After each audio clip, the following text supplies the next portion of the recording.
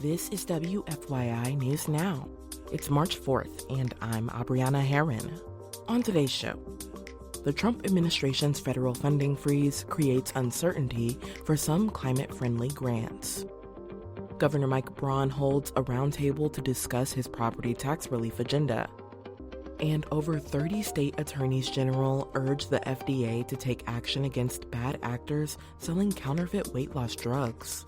I think the risk with counterfeit or unregulated drugs, it's like you might get nothing, you might get the wrong thing, you might get the wrong amount of the thing you want, or you might get something that introduces new harms or risks.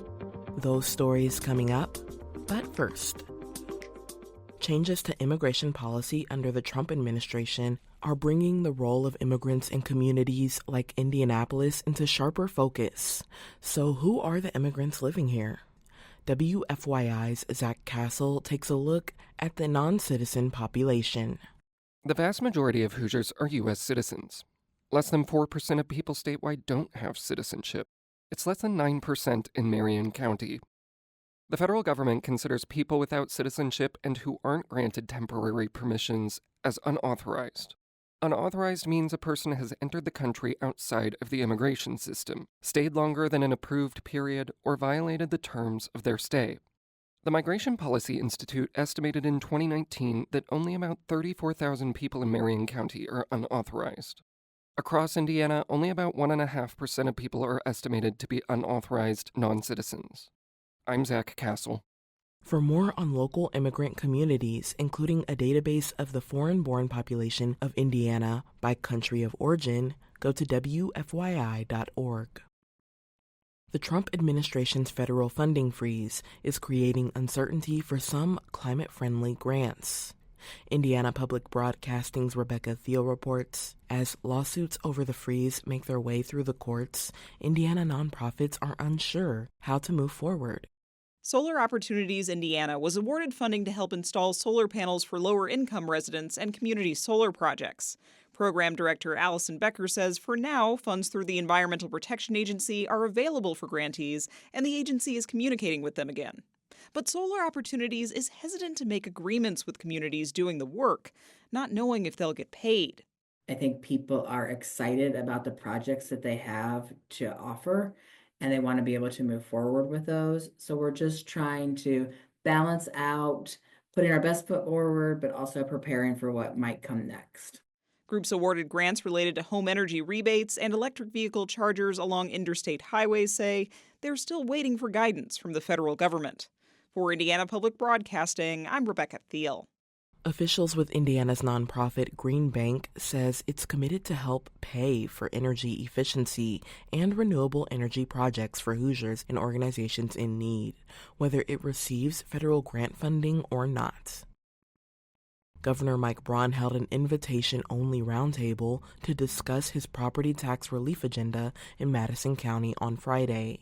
As Indiana Public Broadcasting's Thomas Ollett reports, Braun continues to stress that he wants broad tax relief, despite how much it's expected to cost local governments and schools.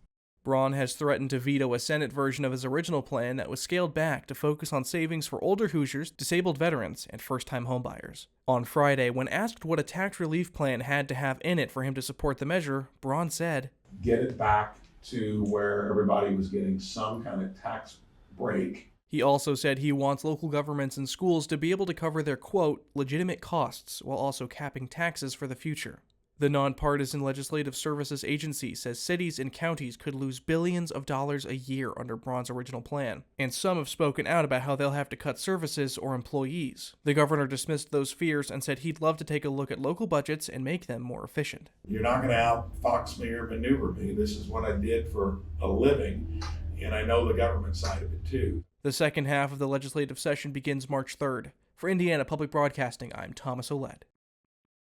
And for our final story today, over 30 state attorneys general, including in Indiana, Kentucky, and Ohio, have urged the Federal Food and Drug Administration to take action against bad actors selling counterfeit weight loss drugs.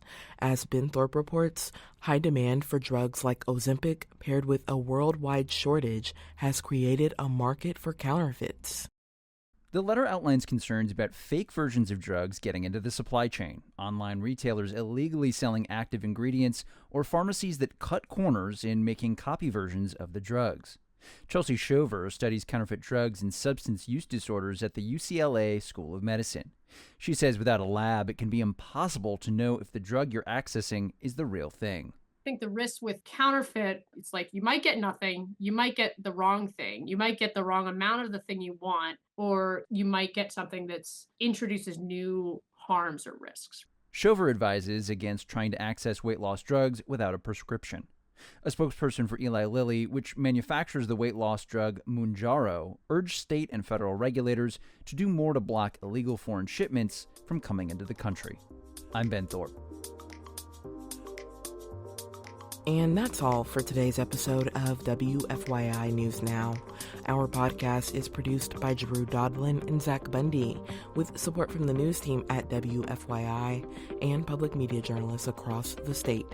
Our news director is Sarah Neal-Estes. Kendall Antron produced our music, and I'm your host, Abriana Herron. If you liked today's episode, remember to subscribe and share, and follow WFYI on Instagram, TikTok, Facebook, and YouTube to check in on our newsroom throughout the day. Thanks for listening. We'll be back tomorrow.